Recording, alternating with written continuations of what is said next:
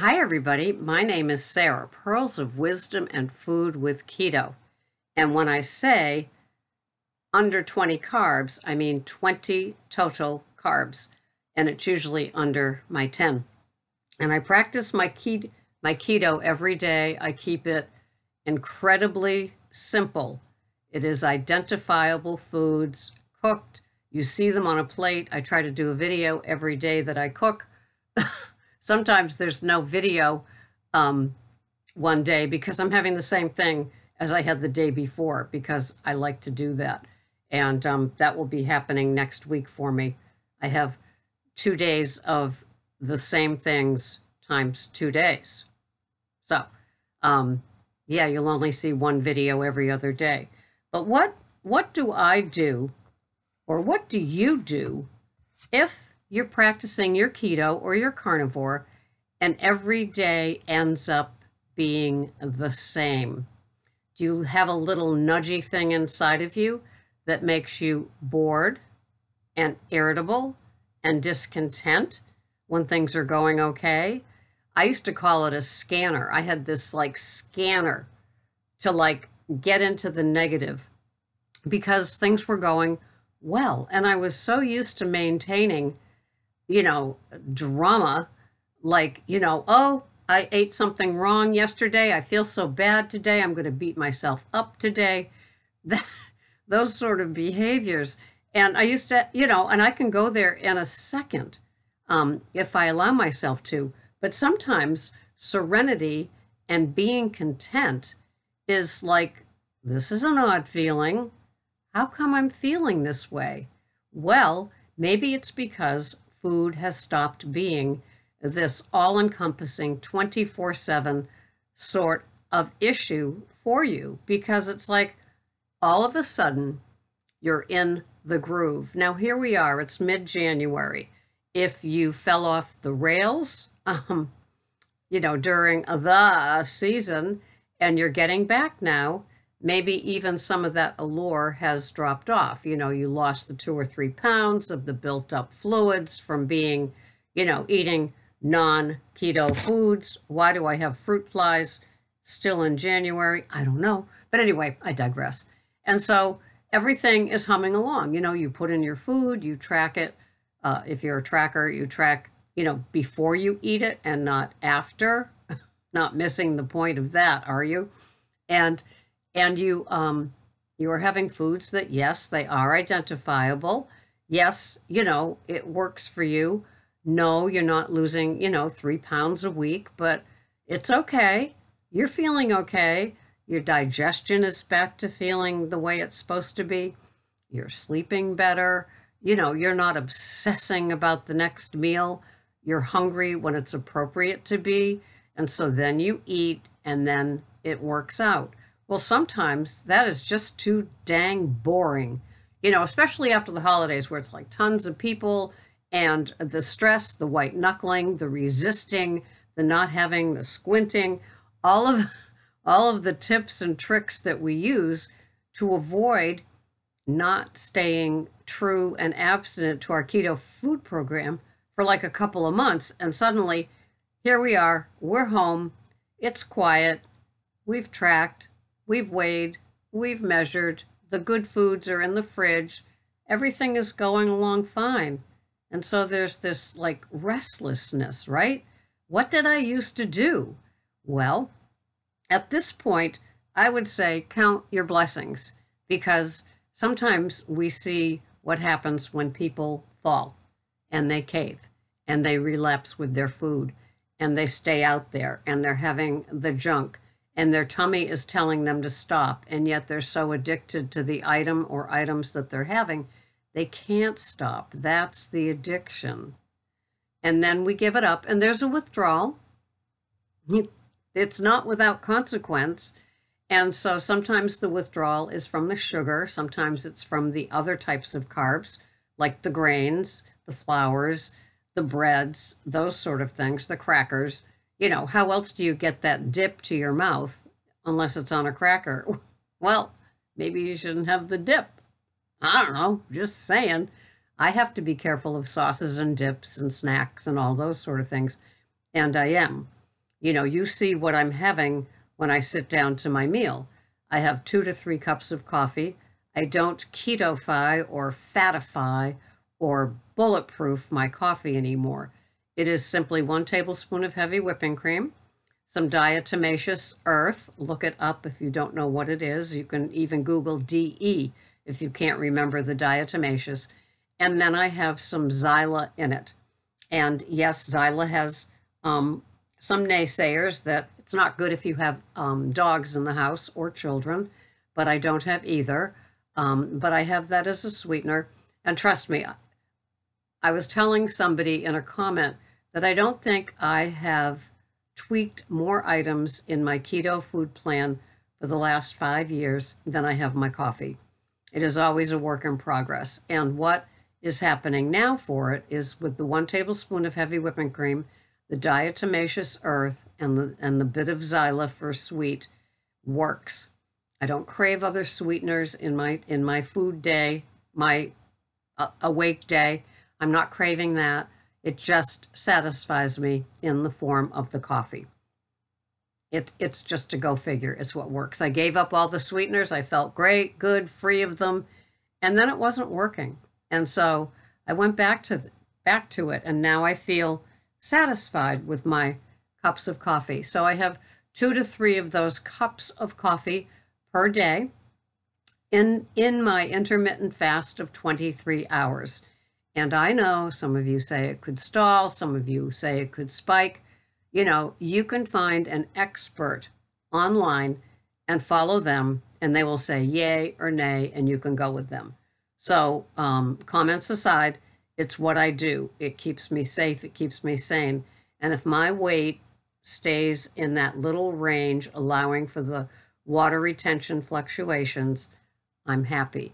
The last time I weighed this amount of weight, I was in the 3rd grade. I was 8 years old. By the time I was in the 4th grade, I was weighing between 140 and 150. So I'll take what I weighed when I was in the 3rd grade as like, I'm doing okay at 68, right? Seeing that it was 60 years ago. And all the other times I've always been much, much more. So I'm happy with it. And yes, I track on the chronometer. I weigh on a kitchen scale and measure on a kitchen scale. And I have it. I like my veg. I count total carbs. So Monday through Friday, I have a salad. Sometimes I have a few grams of Brussels sprouts, a few grams of asparagus, but I usually have the salad side along with my protein. It just works. And sometimes I have the sort of salad on my nice little oval plate. I'll have my greens. I'll have like 8 ounces of chuck roast or 8 ounces of pulled pork, something like that, with some sour cream. And it's a treat. It's what I eat, and it satisfies and satiates. I like to push away from the table feeling comfortable, not fat, not bloated, not like a glutton, not disgusted with myself, not all bloated. I just push away. I've had my meal. I take care of my teeth. That's always the sign for me. And if you're a nighttime eater, I've had nighttime eating videos about how I treated my nighttime eating disorder with the teeth. Okay, I push away from the table. It's time now. I floss, I water pick, I brush my teeth, I use a toothpick, I use dental floss, I use a myriad of different oral treatments. And my body says, okay, girlie, you've had your meal, you've had your OMAD, it's time to just move on. And so I've been doing it for so many years with the success of doing it for so many years, a day at a time, that I no longer nighttime eat. Because I always felt back in the day, when I was your age, son, back in the day, I used to think that it's okay to continue nighttime eating, just change up what the food is. So instead of the sugary, carby, standard American diet dessert type treat, switching it over to a grain, some sort of thing, low sugar, and have that. and feel, or even like a fat bomb when I first began doing keto, and I would be okay. And then, the duh moment where it's like, oh, it's still nighttime eating. You're still spiking your blood sugar. Doesn't matter if it's a white potato or a cracker or an apple, you're still spiking it. And your body says, oh, here comes another meal. Even though it's a snack size meal, it still spikes your blood sugar. And so that causes all the insulin and blood sugar and all the stuff that's going to happen. And then digestion stalls, fat burning definitely stalls. So to stay in fat burning mode, the OMAD is really a great way to do it. Your digestion has all that time to work on the food and digest it. And you just kind of like clear the digestion, for me, for that next meal. Some people do two meals a day. Some people do 3 meals a day. If you've tried, discovered, experimented, because you are the experiment, that's all that matters, is what works for you, not what 3 people tell you you should do. Don't listen to them. Listen to your body. Your body will tell you something, just like my body did with the sweetener in my coffee. I wish it wasn't so, but I'm here and I'm telling you the truth, It works. It stops the head thinking I'm hungry or whatever. And when I am hungry during that 23 to 24 hour no food ingested, just the coffee, I might have Celtic salt crystals on my tongue. Those have the most minerals of them, of all of the salts out there. It has 98 minerals in them. And the pink Himalayan can have 89 to 90-ish. There's so many pink Himalayans, but the Celtic sea salt has the most minerals. I will put some of those crystals right on my tongue, followed by a few glugs of mineral water. All right. There is a series put out, and all of a sudden I'm spacing on the woman's name, but she does a whole video on water and salt and the importance of it in your body. If you're doing keto, you need extra salt. I know that Tammy, Keto in the Chaos, does tons of videos about her little Soleil water that she has like that, and a few shots of it every day to get in all the sodium that you need. It's not table salt. It's good salts like Redmond's, like Celtic, like pink Himalayan salts. I have a collection of salts for different times of the day. And that's how I do it with the mineral water, which also has electrolytes in it, because you also need magnesium and the sodium and some calcium and potassium electrolytes if you're doing keto, because the body leaches them out. And so you have to keep replenishing yourself. And it will take care of a lot of things: hunger, headaches, maybe even a mood changer. You don't know till you try it. So I just do it, and I've been doing it for so long. And what's the difference between like this San Pellegrino or Topo Chico mineral waters? Well, they come from a source, right? They are not just plain old soda water. They are not flavored with natural flavors, which could be dubious. They can be. Companies can get away with natural flavors, and I'm talking about like the Poland Springs flavored soda water, the LaCroix, and other types of waters. Sometimes they have ingredients in them that are not as pure or electrolyte filled as something like this might be, the San Pellegrino. Unfortunately, San Pellegrino goes on sale an awful lot. So it's not like you can have a lot. I've cut back on my water. I don't have anything to drink at least an hour before my OMAD and an hour after. Sometimes one of my OMADs can be very salty or make me feel thirsty. And so I'll open a bottle with a twist top and have a few glugs of that, and then, tighten it up for the next day, just to quench that. Like, you need a few slugs of water. But usually I have nothing to drink. I take my supplements between noon and 1-ish, and then I have no liquids the rest of the day / night. And that works for me.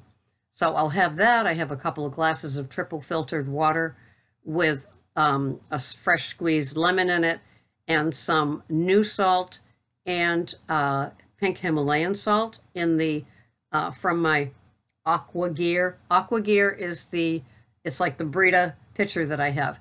So we have 2 filters coming into the house, and then the Aqua Gear gets rid of the fluoride and the lead as well.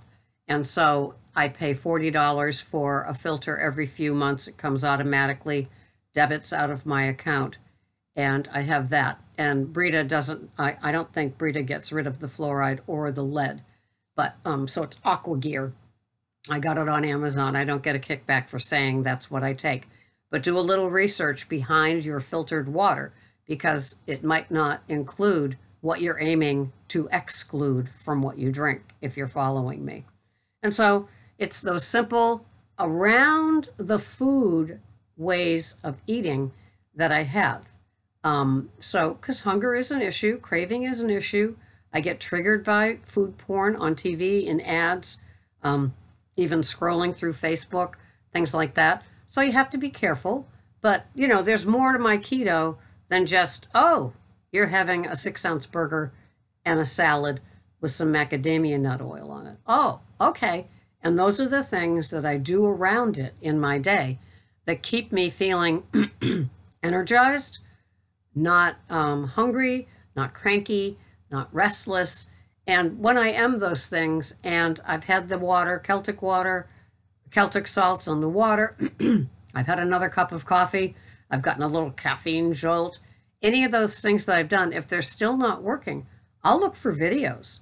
You know, I'll go in my car and do an errand. I will distract myself. I will change the picture, as it were, change the channel, just to get out of my head. Because sometimes my head is like a one-way street, one way to cranky. And I don't want to be cranky, restless, irritable, or God forbid, bored. There's so much to watch and learn out there that I never run out of things. So this has been Sarah, just with what I do in my day to take care of what I need to in my day. Thanks so much for watching. If you need the one-on-one, I have ketocoachingsarah.com, ketocoachingsarah.com. It's a little system that I've put together that seems to work for a lot of people. I have different programs available, and you can come on for some one-on-one anytime. Thank you so much for watching. This has been Sarah, Pearls of Wisdom in Food with Keto, with 20 total carbs being my max. Thanks for watching. Bye-bye for now.